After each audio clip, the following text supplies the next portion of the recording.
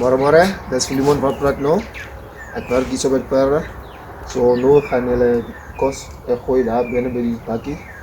By die bakkie, ekskuus, dan gaan hulle oopmaak en gaan eet. En ek gee hulle elke vroegoggend by 8 uur.